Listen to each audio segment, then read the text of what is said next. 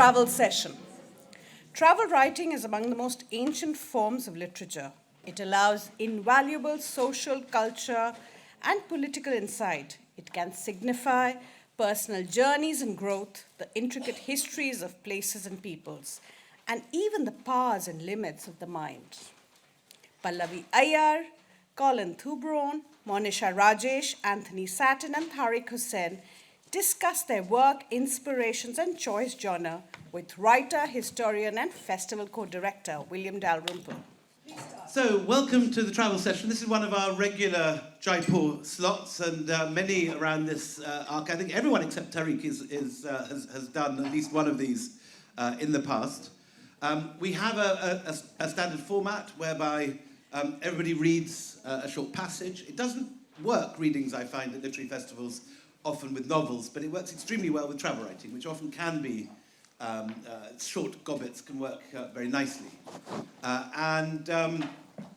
Afterwards, we're going to branch into discussion about some of the aspects of travel writing. We have a distinguished and very varied panel, and as you'll see from their writing, with experiences of many different parts of the world. Pallavi has written extensively, now based in Spain, as an old Jaipur friend and hero of the festival. Colin has been a couple of times, wonderful readings on the Silk Road and Kailash, and regarded by many as the greatest living travel writer, and very much the king of our small world here. Tharik is the new star on the block. I believe I'm right in saying only the third or fourth South Asian author who's made a starring role on the Bailey Gifford / Samuel Johnson shortlist and longlist. It's a very interesting contrast because Indian literature is full of winners of fiction prizes. And there's barely a year goes by when Indian or South Asian writing is not either winning or shortlisted, and certainly longlisted for the Booker. But it has been much less successful in scaling the heights of non-fiction. I'm not sure why that is. It's very interesting that it is so. But Tharik is a man who's changing that. Samat Subramaniam has also been a very successful Indian travel writer, also got on the shortlist. Monisha has won a clutch of awards over the last few years for her amazing books, particularly on train travel. Although your articles are on all sorts of other things, but your books have so far stuck to this extremely this art that she has managed to corner and perfect. And we're still waiting for her to replace Michael Portillo on the gin and tonic line, or whatever they call that annual programme on Railways of the Raj. And we should all write to the BBC Controller of Programmes and demand that Michael Portillo's red trousers are retired, and Monisha comes to represent him. Anthony Sattin has written both on travel and on history, but often with Africa and the Arab world at the centre of his work. Almost as much a veteran as Colin, though his Adrian Brody-like good looks hide the venerable passage of his years. I read a few travel books early in my career. We'll be reading from one of them. Anyway, if we started, we just go in this direction. Pallavi, do you want to kick off?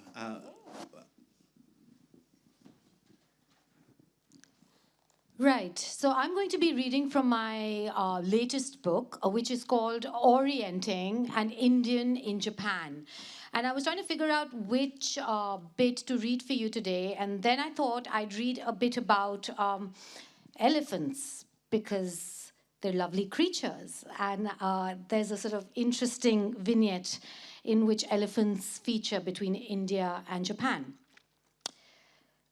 One further character of heft, quite literally in this case, that it would be remiss to omit when talking of post-war India-Japan bonhomie, was an elephant. In 1949, Jawaharlal Nehru, independent India's first prime minister, engaged in a deft bit of pachydermic diplomacy by dispatching an elephant named after his own daughter, Indira, to Tokyo's Ueno Zoo as a gift to the children of Japan. The elephant went on to become the zoo's star attraction and an enduring symbol of Indian friendliness towards Japan. But this entire episode was occasioned by an incident that was achingly tragic and also involved former ambassadors of India, the elephants Tonki and John.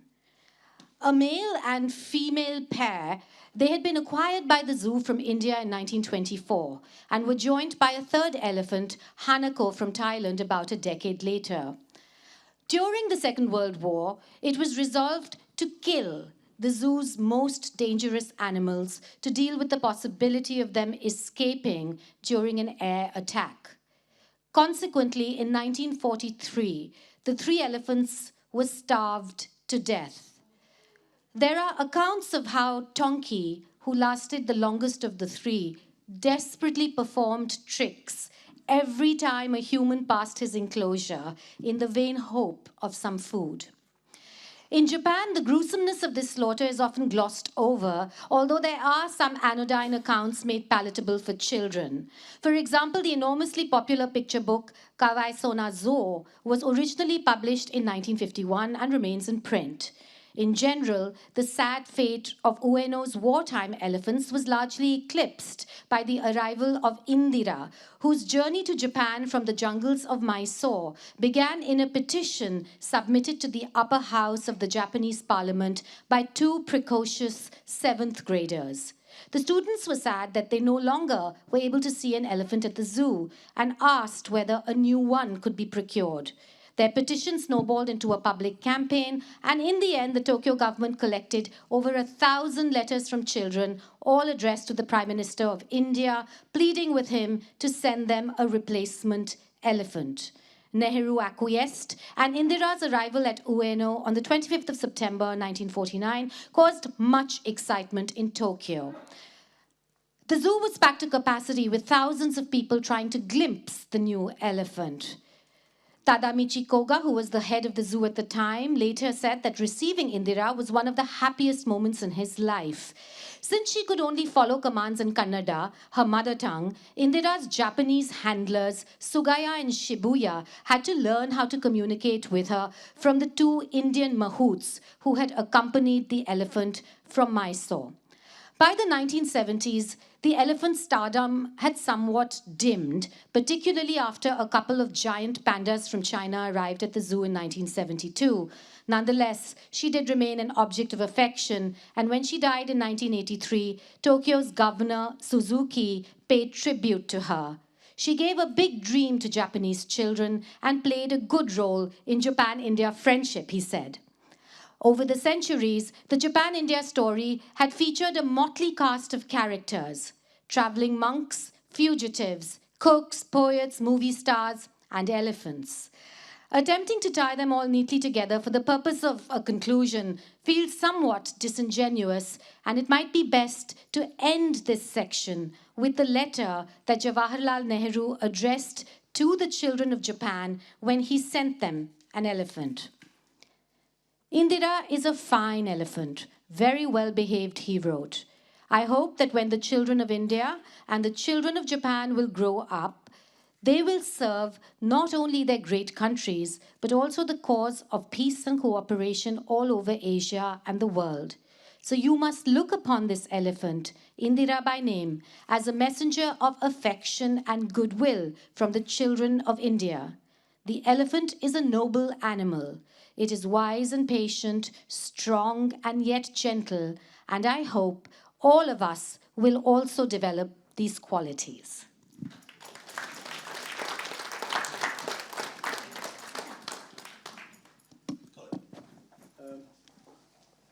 I hope this is working. Can we? It is. Right. I've chosen the end of a book that I wrote on Siberia. This is rather lowering the euphoric tone of the elephant, I'm afraid. In an area called Kolyma, which is really the worst area of Stalin's gulags, gulags which were abandoned over 50 years before I wrote this, and abandoned in the Russian way, not demolished in shame or turned into penitential museums as they would have been in Eastern Europe, was just allowed to moulder away. And here I am at the very end of the book. An hour before dawn, I go back into the hills for the last time. A young geologist, Yuri, says he knows the track to Bukhari-Chag. This is almost the oldest and worst of the gulags, and that his twin-axle van can reach there. But it's no place to linger. The native Evenk people call it the place where reindeer sicken, and their herdsmen sensed something was wrong there. Its earth is filled with radioactive uranium. The moment we enter the mountains, the snow hits us in a blinding curtain. It swirls like ground mist over the road, concealing crevices and black ice together. Our engine coughs and roars. Towards dawn, we grind to a halt on a pass, while the blizzard tears the surface from the mountain above us in a howling dust. We wait as a wan morning breaks, and Arctic hares shelter against our wheels. The iron frame of the camp gates stands redundant in the debris of its towers. Beneath the snow, our feet snag on objects we only guess at. We stumble through the wrecks of barracks and prison cells. In the roofless rooms, the guards' benches are still in place, with a rank of hooks for their coats. The snow lies on their platform beds in hard crystalline piles. A pair of boots is discarded by a stove. The air seems thin, but Yuri's cheeks are pink and burnished. He's kicking the snow from around a grid of notched stumps to uncover wood foundations. That's where the tents were, he says. That's where they slept. It was the same through much of Kolyma. The prisoners lived and died in tents. Despairingly, they pressed insulating moss and peat between the twin layers of canvas, sprinkled them with sawdust, and stacked boards outside. Inside was a single cast-iron stove. And now, gently, insistently, the snow is falling. It drifts over the low stumps and covers the buildings with its pale indifference. It floats through the roofless passages, the guard chambers, the rooms of administration, of neglect, of boredom. It fills the valley with a sick translucence. Yuri goes on kicking at the tent foundations, then looks up at me. You know, my grandfather was a village postman who spent years in the camps for making a joke about Stalin. A joke? Yes, he was in charge of the village telephone, and one day he told somebody in passing, by the way, Stalin's on the phone to you. So he ended up in the gulag for 5 years. My parents must have suffered for that. He presses a wooden slat back with his boot. People grew up in their parents' silence. We climb to where he remembers the cemetery lay, but it's lost under snow. The opalescent light has intensified over the valley. Around us, the trees and shrubs are laden and heavy, as if bearing white fruit. They shiver with tiny wagtails. I pick some dwarf cedar needles, which prisoners used to boil in the futile hope of deflecting scurvy. I say, whatever it's like now, things are better than they were. Yuri does not answer at first. Everything with him takes a long time. He says, those were religious times, in a way. People believe things. He seems to envy that. So suffering came down from the sky, as natural as rain or hail. There was no one to accuse. No one was near enough, embodied enough. Stalin's empire, like Hitler's Reich, was meant to last through all imaginable time. The past had been reorganized forever, the future preordained. I say, not knowing, you'll never go back to that. Yuri says, we're not the same as you in the West. Maybe we're more like you were centuries ago. We're late with our history here. With us, time still goes in circles. I don't want to hear this, not here in the heart of darkness.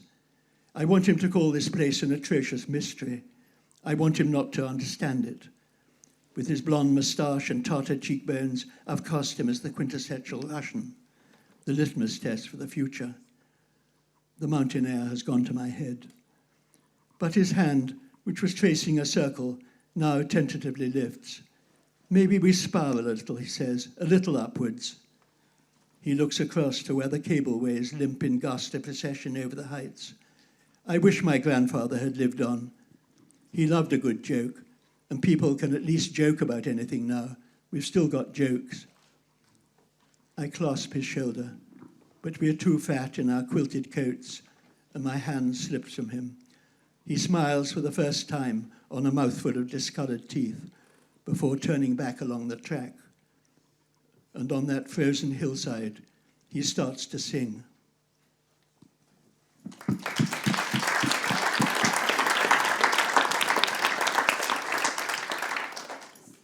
Thank you. So I'm going to read from my book, Minarets in the Mountains, A Journey into Muslim Europe. And just to put the passage into context, we've arrived in Serbia, and prior to arriving in Serbia, I had absolutely no idea there was any such thing as a Muslim Serb. So, having been wowed by what can only be described as a Muslim choir sort of spontaneously appearing in the middle of the town centre, this is where we are at this point. When the unexpected concert ended, our bellies full of sausage and mushroom pizza, we headed over to the open square in front of the Hotel Vrabac. Decorative stone bridges crisscrossed the River Ljutska as it backed onto the paved square where locals came to relax for the evening. Old men chewed the fat on benches beside pretty flower beds, and shrieking toddlers zoomed around on rented motorised 4x4 toy cars, their parents nattering away with one eye on the pint-sized racing drivers. Some wandered off to grab a snack from the street vendors lining the edges. "Dad, can we please get some candy floss?" Anaya pleaded, pointing to a man pulling out pink swirls from a spinning metal drum. "Yes, please, can we have some?" chimed in Amani. The vendor didn't speak English, and so I signalled we wanted two, using my fingers. He pointed to some coloured tubs, which were the flavours. Both the girls chose red, and we watched as he did his thing. Tamara asked if we could film by pointing at her camera phone, and he nodded. The heavy-set man, whose work was clearly exhausting, judging by the sweat beads gathered on his forehead, began spinning his drum. He then took out a thin wooden stick and poured red sugary powder into a tube in the centre, beneath which a flame flickered infrequently. Waiting a few seconds, he held the stick close to the edge of the central tube. We watched, mesmerised. At first we couldn't see anything, and then slowly, very faint, thin, web-like strands of red began to attach themselves to the stick. We collectively cooed. As soon as the sweaty vendor finished making our second red candy floss and handed it to Amani, I tried to thrust a 1,000 dinar note into his hand, about £8 British. But the vendor moved his hand away and shook his head, before starting his drum up again for the next customers, a small boy and his mother. I was confused. Was the note too large or too small? Surely he wasn't expecting to charge more than £4 each for candy floss. Begrudgingly, I added another 1,000 dinar note, hoping he had made some mistake and wasn't just trying to rip me off. But again, he refused to take my money. And this time, he didn't even look at the notes. Could he even see what I was offering? My confusion increased. Surely this was more than enough for 2 candy floss. Our dinner for 4 had cost less. I decided to try one last time, stretching out the crisp notes to make it clear what I was giving him. But again, he refused, without looking at the money, or even me for that matter. He simply shook his head and turned away. It began to dawn on me. He wasn't asking for more money at all. He was flat refusing to take any payment, and I suddenly remembered why. Now overcome with guilt, I tried putting the money directly into his breast pocket, but he saw it coming and moved away, his face breaking into a warm smile. "Tourist," he said, shaking his head again. "Tamara," I said, turning to my family who had been watching the children play and missed the entire exchange, "he won't take my money." "Why, Dad, what's wrong?" and I asked, looking a tad alarmed. "He won't take your money?" Amani repeated. "Don't you have enough?" "No, it's not that. I have more than enough. He just won't take my money." "Tourist," said the vendor, again, this time addressing my whole family with a smile. Tamara and I looked at each other. We both knew what he was doing. It melted our hearts. Tamara was almost tearful. I had forgotten what she had read me the night before, which is why I was so confused to begin with. As we had sat in our little cottage in the Serbian countryside, getting excited about visiting a Muslim town in Serbia, Tamara had read aloud a section in our guidebook about a strange tradition amongst the vendors of Novi Pazar, where they refused payment for small items from travellers, instead offering it as a gift. It was their way of honouring the traveller, an ancient tradition in this historic market town, where travellers from the great cities of antiquity used to pass through regularly. Now a forgotten backwater in southern Serbia, it was also a way for the vendors of Novi Pazar to show their appreciation to anyone willing to visit their town. When we had read it, we had not taken too much notice, assuming it was unlikely to happen to us. I asked the man his name and thanked him in English and Arabic. Mehrat, he replied with a smile, bowing his head slightly and putting his hand on his heart. We were genuinely moved, and as we walked away, I mentally reprimanded myself for being suspicious. We then turned to our two girls who remained confused, to explain the beautiful tradition of hospitality, and I ripped a tuft of pink candy floss from her stick and handed it to me. I could see her mulling over what we had just said as she chewed away. So he just gave this to us free because we are tourists? She finally asked. Yep. She paused. Can we get more free stuff then? That's not the point, Anaya, Amani snapped, stepping into her role as conscientious older sister. I took Anaya by the hand and turned her to face the vendor, just as he wiped the sweat from his brow from the umpteenth time. From where we sat, we could see the amateur construction of his homemade candy floss machine. Wires ran from the half drum, which had been sawn from a whole one, and connected to a car battery near his foot. The drum wobbled ever so slightly every time it did a full orbit on its axis, with the vendor having to regularly readjust it to stop it toppling over completely. Look at him, Po. I used the shortened version of her nickname, Posy, whenever I spoke to her, as if she were my little baby girl again. She was 12 now, and in her mind, a fully grown big girl. Look at his machine. He made that himself. Can you see how it runs off a car battery? Does he look like he can afford to give anything away for free? Naya shook her head. So why does he, she asked. Because he knows what he loses in money tonight doesn't come close to what he stands to gain with his little act of kindness. We had brought our girls up to understand that charity was an important duty for us as people and as Muslims. It was one of the 5 pillars of our faith. They had joined us in volunteering at soup kitchens, handed out parcels from Ramadan food stalls, and made it a tradition to take food, hygiene items and warm bedding every winter to London's homeless. So Anaya fully understood charity, but this wasn't quite charity. It came from a similar place, but it wasn't the same, and that's why it was probably a bit more difficult for her to grasp. In a way, it was for all of us. We had never experienced anything like it on the road before. We had experienced the kindness of strangers for sure, but not working vendors refusing our money because we were travellers. Our experiences had always been quite the opposite. The vendors always wanted our money because we were travellers. The tradition of looking after travellers has always historically been a strong one in Muslim lands, and is still observed by many Muslims today. For 3 days, any traveller that comes to stay with you should be treated entirely as your guest.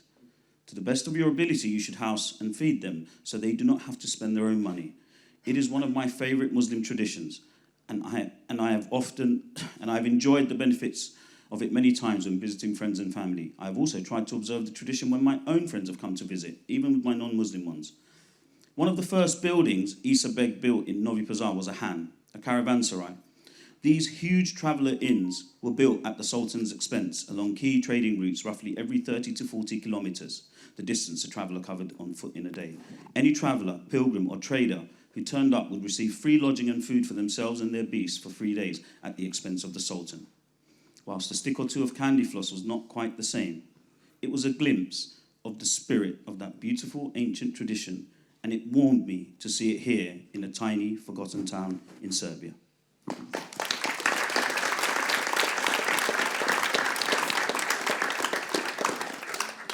Thanks, Tharik. Is this on? Yes. Okay. I've chosen to read from my first book, Around India and 80 Trains.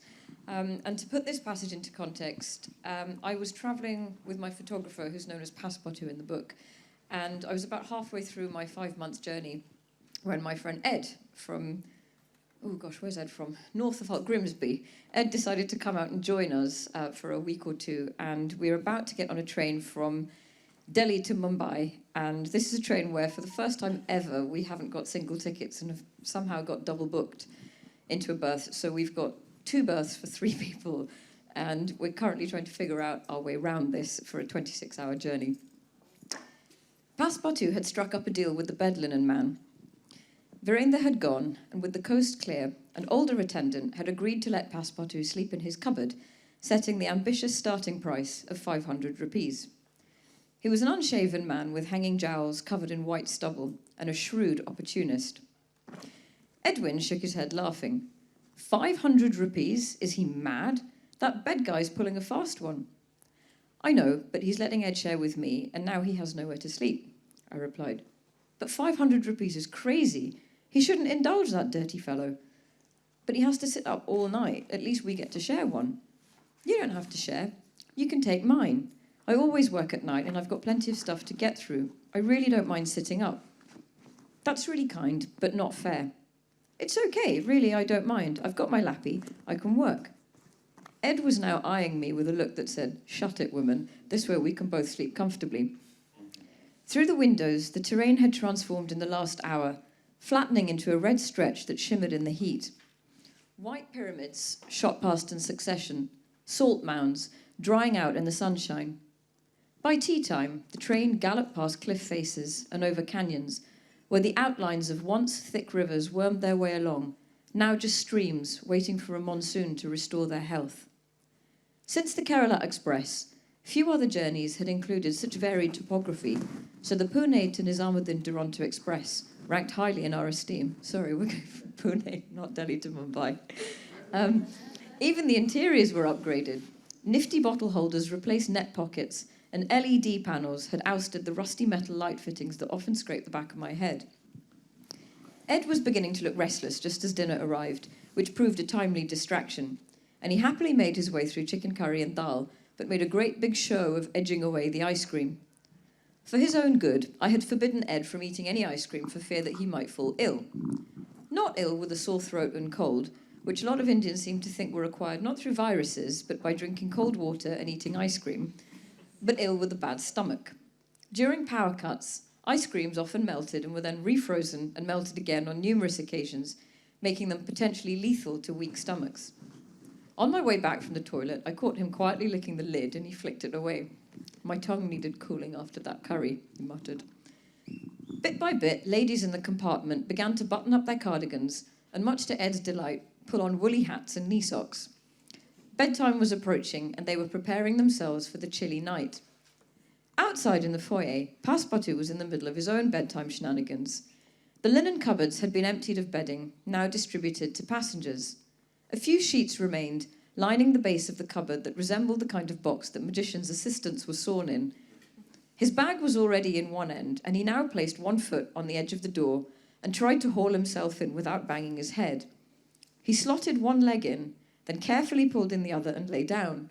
He looked like he was in a coffin. I drew the door up to his neck just as an elderly man came to clean his teeth. He bent over the sink and cleared the back of his throat and nasal passages before hacking out the contents and gargling. As he looked up in the mirror, he caught sight of Passepartout's head poking out of the cupboard, where he was now propped up holding a torch and reading a copy of A Fine Balance in Norwegian. The man's eyes flew out on stalks, and he began to choke and laugh at the same time.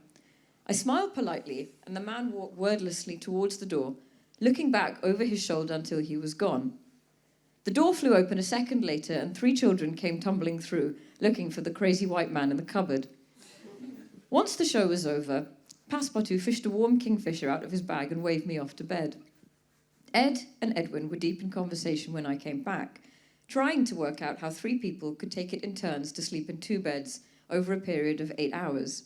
Given that among the 3 of us, we had 3 undergraduate and 3 postgraduate degrees, none of us could work out the answer. By the morning, I'd slept for less than an hour. Climbing down from the berth, I found Ed, his body contorted into an unnatural coil, his head resting on a copy of Intimate Adventures of an Office Girl. Edwin was sliding off the end of the seat, his chin on his chest and one elbow across his face. Passepartout was hunched by the door and looked like he died during the night and then been frozen. The doors were wide open, and the train was rolling quietly past the backs of Delhi slums on approach to the station. It was nearing 7 a.m., and it was too early to even consider complaining. As we hopped down the steps, Ed shivered. "Bloody hell, Delhi's not warm, is it?" At least he was still talking to me after his first proper Indian train journey, so I considered the feat a great success.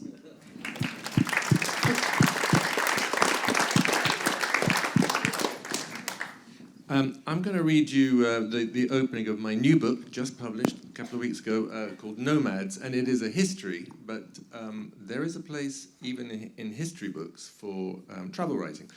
And so while I was researching this book, which did take a long, long time, many people asked me, well, what is a nomad, and are there still nomads? And so I thought I would open the book with a description of meeting some nomads, and I met these people up in the Zagros Mountains in western Iran. So it's a description of their arrival. A young man walks towards me with a stick slung across his shoulder and a flock at his feet. The sheep in front, beside, and behind him are as chaotic as meltwater in the nearby stream, and they carry him down the path like a crowd of rowdy children. An older man follows, weather-worn but still strong, a rifle over his left shoulder. He clicks his tongue to encourage them forward. Behind him are two women on donkeys, one older than the other, and I guess they are his wife and daughter. They look strong women, but then this is a tough life beneath the charred peaks of the Zagros Mountains. Other donkeys carry their belongings, bundled inside heavy rust and brown cloth that the women have woven and will soon repurpose as door flaps when the tents are set up. There are a few trees at this altitude, but the snow has melted, and there's an intense beauty and excellent grazing in the valley, blanketed with irises, dwarf tulips, and other spring flowers. The family is smiling as they lead their sheep and grey and white goats along the rock-strewn track towards me, the bucks sporting majestic swept-back horns. And I'm smiling with them, swept up by the excitement of the Bakhtiari tribe's annual migration from the plains into the mountains in search of summer pasture. I had already spent several days in the care of some other migrants. Siavash and his family had pitched their black goat-hair tents on the slope of the valley, building an enclosure for their sheep and preparing a large, open-sided tent to welcome neighbours and guests. My tent was across a stream flush with meltwater, and from it I had a big view of the jagged, snow-covered peaks and wildflower valley. A length of fat, flattened oil pipe served as a bridge between myself and the nomads, and also as a reminder that the Middle East's first oil strike, well number 1, had been made in nearby Bakhtiari territory in 1908. Everywhere there was beauty. If I were a photographer, I would have captured the shifting shadows and slanting sunbeams of afternoon as they tinted the snow mountains pink and cast gold across the surface of the stream.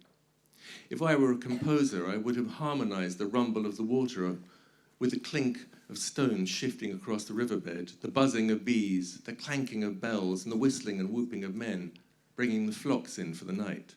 There was beauty in all. But I'm a writer, and barefoot and slightly sunstruck, I pulled out a pencil to note the pure quality of light in the blue sky, the way that colours, especially yellows, popped in the green valley, and the sudden chill that descended as soon as the sun dropped behind the crest. Late that night, the nomads' tents glowed like embers across the river. The moon shone full above the mountain ridge, and I fell asleep wondering how Byron had known that not vainly did the early Persian make his high altar the high places and the peak, there to seek the spirit. My spirits were soaring in that high place, and I felt a deep welling of joy. Over the next couple of days, Siavash and his family introduced me to their valley and their people. They also fed me, and as we ate, they talked about their lives, the land they knew, their journeys across it, the animals they raised, the children they worried about, should they send them to state boarding school for their education, and the many other challenges of being a herder in the Zagros Mountains in the 21st century.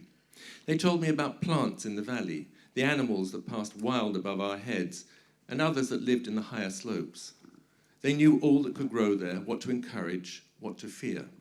They talked about the journey they made from the hot lowlands into the mountains, and how they would walk back again when the earth began to freeze beneath their feet, a journey their ancestors had made long before anyone began keeping records. I've heard similar stories from Bedouin and Berbers in North Africa and the Middle East, where I spent much of my adult life, from Tuareg and Wadabi beyond the mud houses and libraries of Timbuktu, from swift young Maasai, flashes of orange across the red East African bush, from nomads on the edge of the Thar Desert in India, on boats in the Andaman Sea, in the uplands of Kyrgyzstan and elsewhere in Asia. Whether with Berber or Bedouin, Gaucho or Moken, conversation always seemed to settle on the same issues, on continuity, on pride in belonging, on being in harmony with their surroundings, respecting all that nature offers, and on the difficulties of living a nomadic life when governments wanted them to settle. These people all reminded me of a subtle harmony that exists with the natural world. They knew their environment in a way that can only be acquired through living on equal footing with everything in that world, not in domination. Through a recognition that we humans are dependent on our surroundings, something those of us who live in towns and cities too easily forget. The Bakhtiari know the significance of each tone of their herds bleating, when they're content or hungry or threatened, whether a birth or death is near, just as they know how to read the clouds and the scents carried on the winds. The more I watched and listened, the more I was reminded that we'd all lived this way once, and not so very long ago in the greater scheme of human things.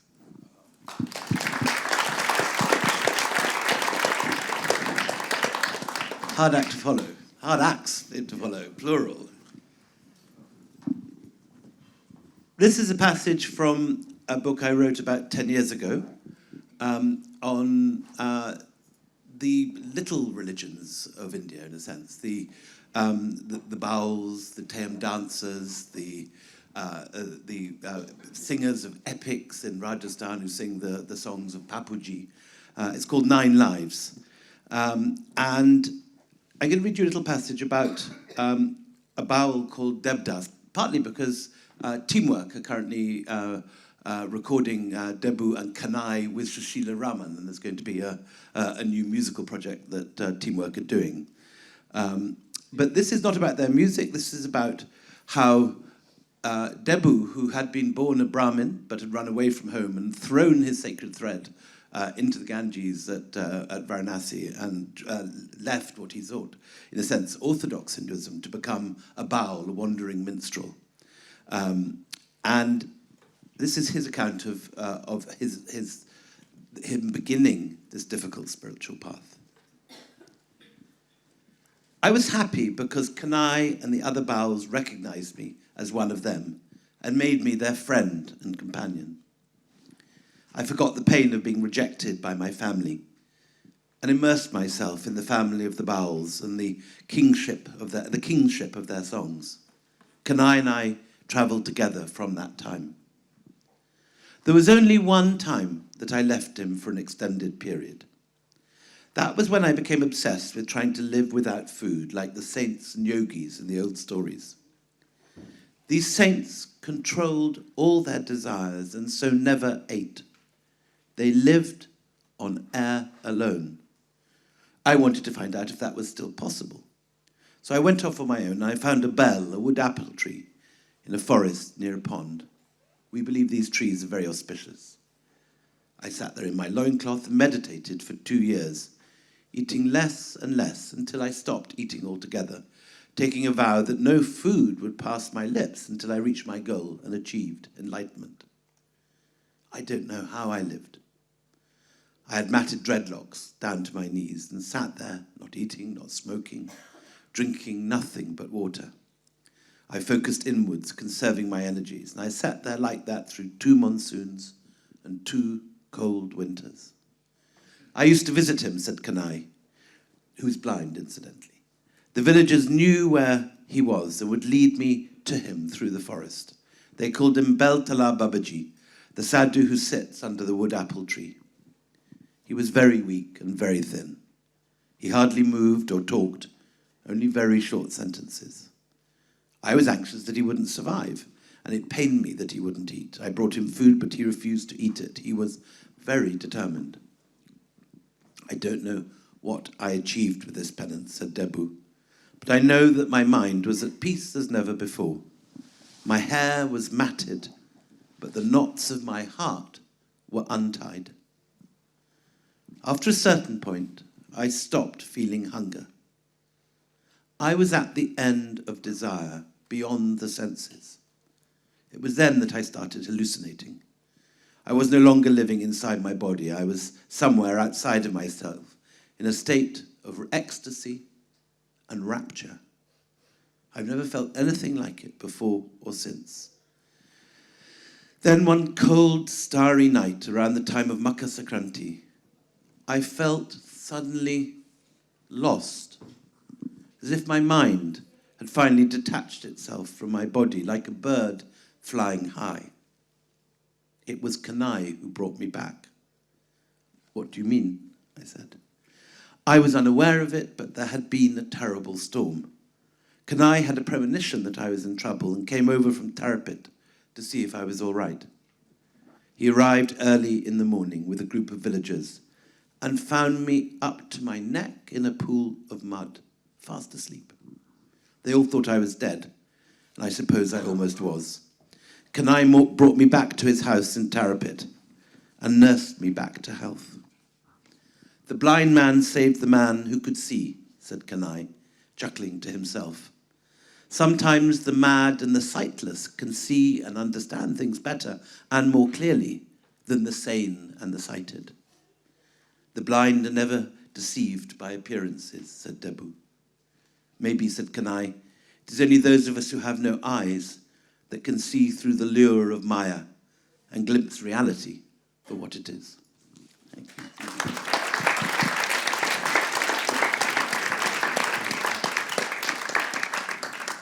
I'd like to open with Tharik, because it's his first time at the festival.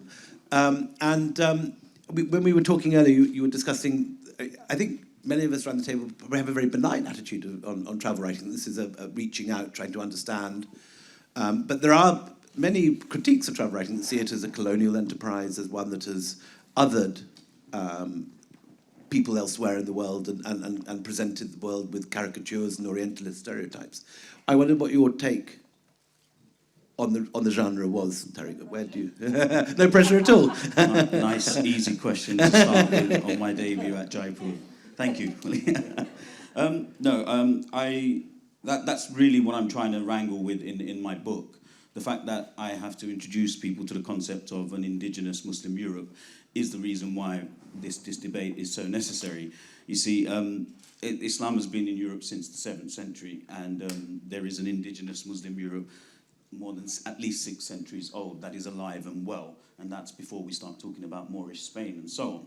But the fact that I had to go and quote-unquote discover it, a lot of that for me, in my research, I put down to, in part, the impact of travel writing. Because historically, I think travel writing and, the kind of the historic travel writing of especially this part of Europe, it was often seen as this kind of nice, inoffensive genre that people just enjoy, and it doesn't really have any impact on anything in reality. But of course, the truth is, for centuries, it's helped to construct our worldview of places that most of us in the past could not go out to, could not experience. And what I found with most travel literature on what is defined as Eastern Europe, especially the English language travel literature, is that often it was written, of course, by a particular demographic, and that particular demographic viewed that part of the world and the Muslim culture in that part of the world as something that is foreign, that is alien, and therefore that is other. And this becomes very apparent in the writing. And what then happens is we as travel writers, all of us, myself, we're all vulnerable and susceptible to this, is we inherit this consciously or unconsciously as we read this literature in order to either quote it, which I've done as well, cite it, or just to become familiar with this space. And this unconscious othering and this unconscious bias that can come through, sometimes it can be quite blatant, in that people clearly had a particular position and a perspective of the culture and the people. And at other times, even the most sympathetic, somebody like Edith Durham, who's seen as this great queen of Albania, when you analyze her work in the cold light of day to day, you also see the subtleties of the prejudice of the time. Because Edith, to take a very interesting example, she was writing at a time when, for example, eugenics was all the rage. And the empire was at its peak. And so, as lovely as she was and as well-intended as she was of a class that did see themselves, by default, as superior to the people she was writing about. And this comes through even though she is very, very sympathetic. So, what I'm getting at is we need to kind of assess this work as and when we take it on. We need to revisit it and not just accept the consensus. I followed in the footsteps of an Ottoman traveller called Evliya Çelebi. I had to go back to the 17th century in order to find somebody. Who wrote Reams and Reams. Reams and Reams. Enormous. Exactly, but it had to be description of the Ottoman translated Empire. by somebody else, Yeah. and that was the only... It's a mystery why it's not in English. It's one of the Exactly. great accounts of the Middle East. Exactly, probably because it's got 20 volumes or something. But the point I was going to make is Evliya Çelebi was one of the only English language texts that I could find of this area where the culture was being celebrated as its own. It was his culture. It was something to be admired, appreciated, and that put a completely different perspective on things. Like, you know, I turned up in Sarajevo and I was supposed to be in this exotic Jerusalem of Europe. I was reading Evliya Çelebi's work. It wasn't exotic at all. Everywhere he travelled was a Jerusalem of Europe. Brilliant. Pallavi, do you feel that this is a genre you have to sort of do battle with, or is it something you find quite naturally? It's just a first-person narrative, and you don't feel you're carrying a backpack of history and ethnography with you? No, I absolutely love travel writing because it's such a sort of umbrella genre and it can fit in so many different kinds of writing. So I mean, my day job has really been that of a foreign correspondent, and I've spent the last 25 years living in different parts of the world. Notably China and Japan. China, Japan, Indonesia, Belgium, Tokyo, and now Madrid. You know, I've tended to spend a substantial period of time in all of these places, learn the languages, you know, do a lot of in-depth reading, particularly delve into the relationships between India and these countries. I do think that a lot of travel writing in the past has been quite racialized, and I do think that we haven't had people from non-sort of Western parts of the world wandering around the world and talking about them. They haven't had the authority, they haven't had the resources to be able to do this in the past.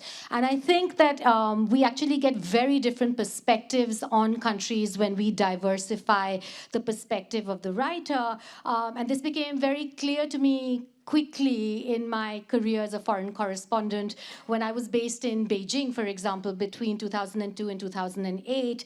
And I'll give you a very everyday example, something like the traffic in Beijing. You know, I'd be sitting there with, say, a German colleague of mine, and the German would look at the traffic and would be like, oh my God, this is so chaotic.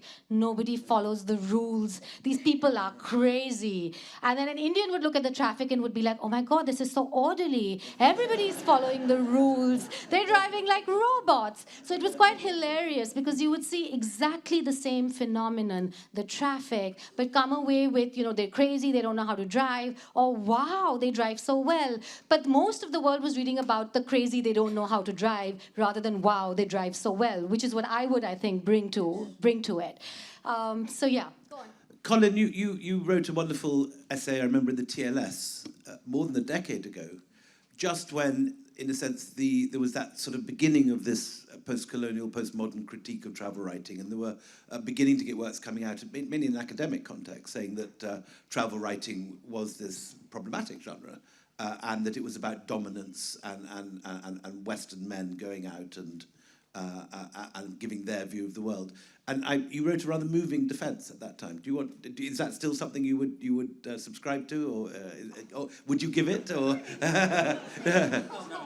I mean, would you no give your? I mean, defend it in a sense, if you would. Well, it was less a defence than a kind of a nuancing of it, if you like, because I of course I'm the dinosaur of this group. I started travel writing in the early '60s. And there's a wonderful photograph in the first edition of Colin's first book that I have, of Colin with the same head of hair, remarkably unchanged, but a different colour in those days, and with this very thin boy with bicycle clips. Yeah. He's made up nearly all of that. It's travel writing. Well, in those days, there were really a handful of travel writers that were known at all, and almost all of them, with the exception, I think, of, say, Dervla Murphy, were male, white, and single. They had a certain kind of education, a privileged education, albeit of in its way, quite a narrow kind. And that's where I came from. But it struck me always that, I mean, as Pallavi said, that travel writing is one culture looking at another. You think you're writing from a position of natural authority, you might, but within a few years, your culture is as for judgment and as in a way vulnerable as the cultures that you're looking at. So I think travel writing has always been like that. You give away yourself. It's one of the strengths of the genre, is that the writer himself is in a way up for criticism, in a way that, say, an academic article is not, or a history is not. The travel writers are there in the first person singular in the narrative. I did this, I did that. And so there comes a sort of dialogue between the self of the writer and the culture that he's describing. And in no time, it becomes, in a way, quite fascinatingly up for grabs, if you like, for the reader.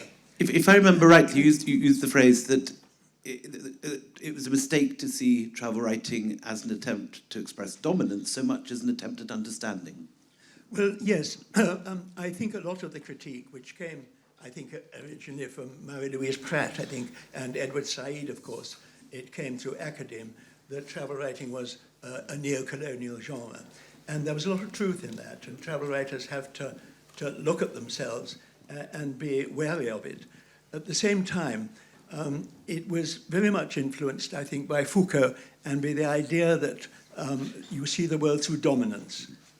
The travel writer has power, if you like, because he has knowledge, and knowledge gives power. He has knowledge because he's in a society which he is able to go out. He has the money, the education to go out to some part of the world where most people don't have that knowledge, or they certainly don't have the knowledge of the travel writer who's wandering around amongst them.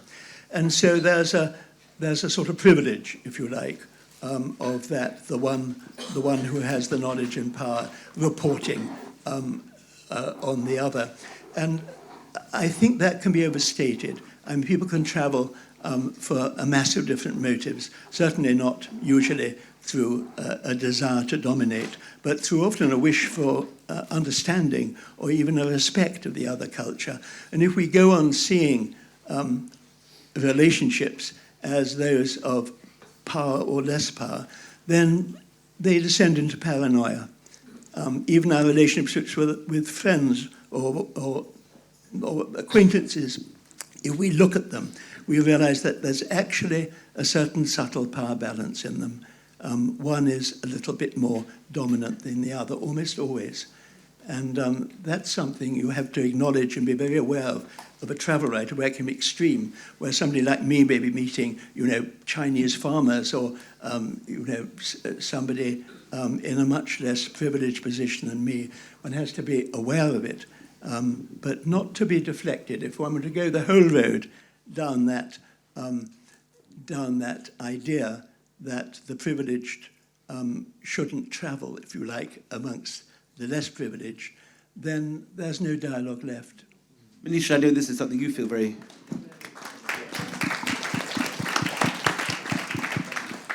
This is something you've written about and feel strongly about yourself.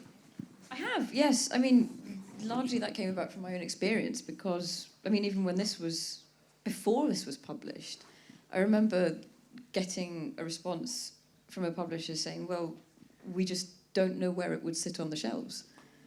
And I thought, well, it sits between Paul Thoreau and Tim Parks in the railway section, which is exactly where it is.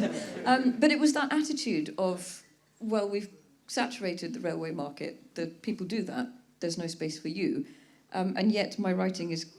I certainly don't travel on trains and see what Paul Thoreau sees or what Tim Parks sees, because I'm not just... I'm not a white man. I've come from a different class, I've grown up with a different background, I have a very different perspective. My travel experience is completely different.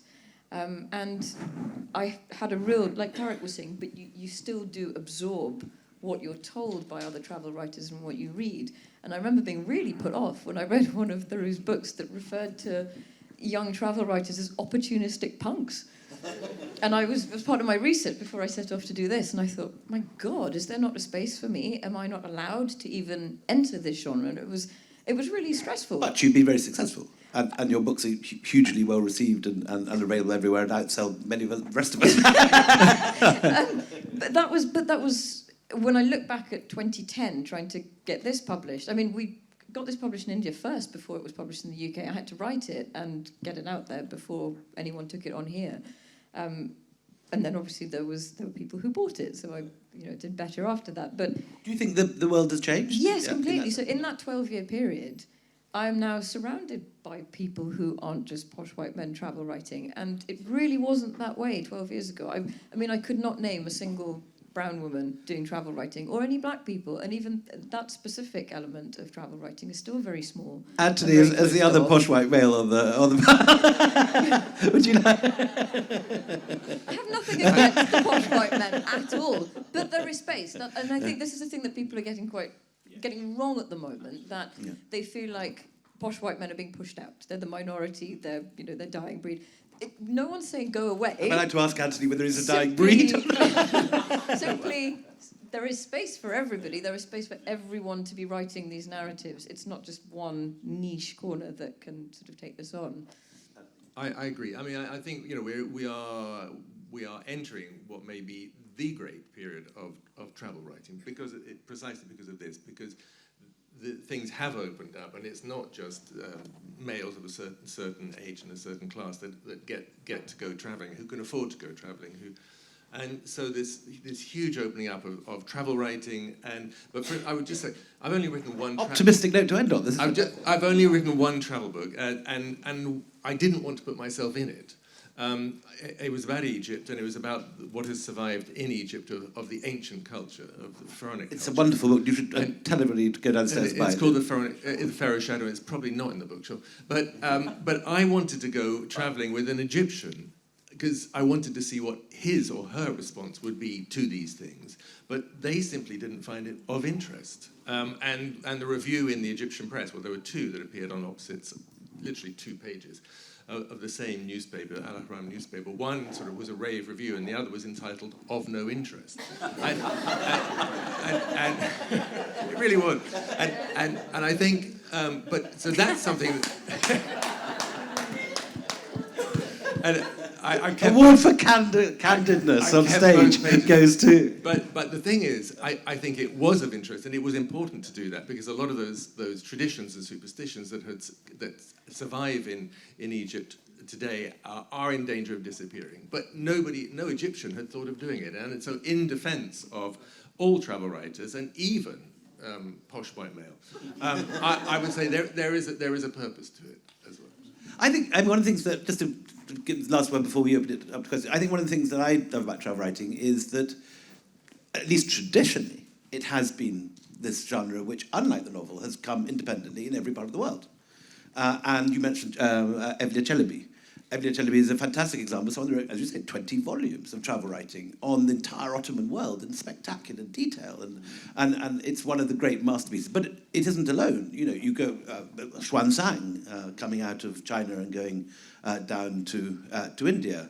In every culture, Japan, Ibn Battuta coming from Tangiers, every culture has produced this genre, and so despite the frequent death knells that are rung for it occasionally in literary magazines, it does seem to me something which is basic to our being, what it is to be human, to go on a journey and to learn from it and want to communicate that. I think it's important to say this is about travel writing in the English language. For example, I could have accessed tons of pieces of travel literature in Turkish on the Balkans, which would have given me a completely different perspective. So I think the issue that we're discussing here is not to push anybody out. It's the fact that we've only ever had that narrow prism in the English language travel writing, and it's that literary heritage we're battling. Can we insist on one question? One question. Super, thank you. This lady with her hand straight up here at the back. Hand up, yep.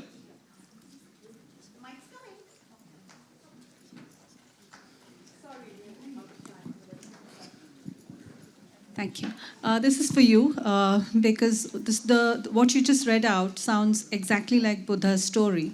And did you mean it to be Buddha's story? Of course, there was a difference because Buddha was Kshatriya and the person you're describing was a Brahmin.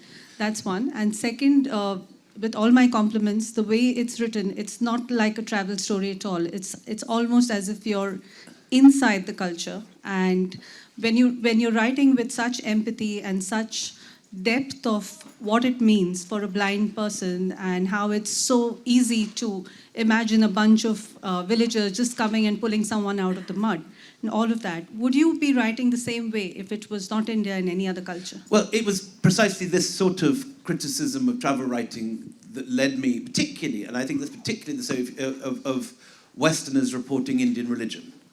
It's instantly, it's almost impossible to avoid the charge of exoticism if you do it in your own voice. So I set out very deliberately with this book to do it, to do it as a series of interviews and to have, as with the passage read out, have their voices giving their own stories. And for me to be although it's not possible, and of course I have set up framing and everything, but to be as transparent a vessel for their stories as I could be. And yes, I mean, I suspect Debu probably had the Buddha in mind, but I think, it is the basic ascetic way. Tapasya involves not eating and starving and meditating, and that's how it's been done for centuries. But it's very interesting, though, to find someone in the real life who had actually tried this and what happened to them. But thank you all very much. And thank you, this amazing panel. Thank you.